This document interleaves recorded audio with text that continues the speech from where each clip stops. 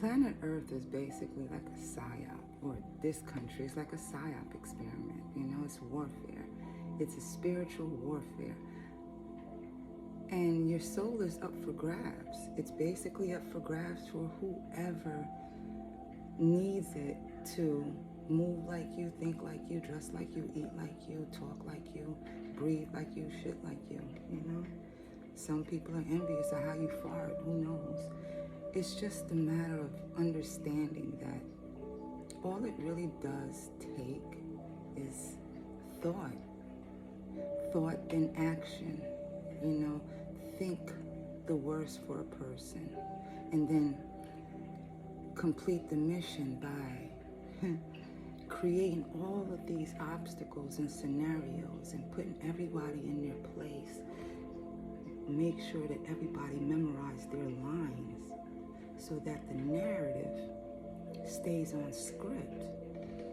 It's a lot of hard work when it comes to that type of scenarios, you know, because being an individual is just that hard, because we're used to and we're taught to be in groups that are alike, similar, and we can familiarize ourselves with.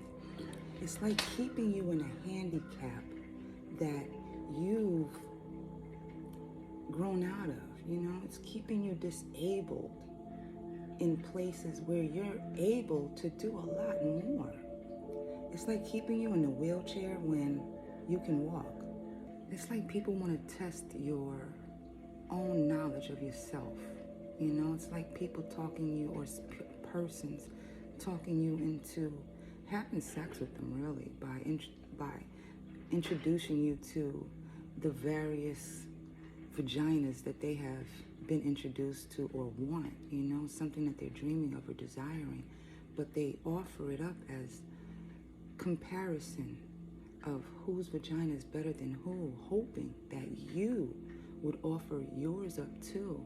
It's like the age-old game of whose dick is bigger, when in truth, nobody's is, because babies come out of there, you know?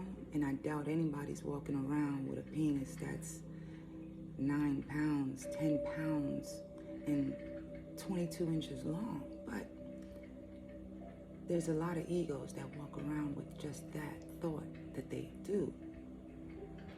It's like the mean girl group, you know? They want you to be mean with them so they could feel better, you know? It's poking holes at other people that in themselves, they have more holes than anyone else. But they need that energy from someone else that may just have said something out loud and they caught on to it. So now they need that juice of whatever else is it that you don't like. And the mean girl group use that up as fuel. So now they're mean about everything. It's the sipping tea, you know? It's the knowledge groups. It's the so-called nerds and the geeks. It's the quiet ones. It's the loud ones. It's like everybody is categorized into something in one box or another. And everybody has their own unique way of being themselves. But you can't really be that when the game is to be grouped up. Easier targets. Because if you have too many individuals running around, you can't put that energy weapon on them, you know? You can't zoom in on all the individuals running around to keep them in place, to keep them on this vibration of loss, of doubt and fear. You can't keep individuals standing still as you can with the group. A group, you can hold meetings for hours and hours and hours. Send them home with pamphlets to further embed that group's teachings into their heads. So now the only thing they can think of is going to group on Tuesday, because that's the routine.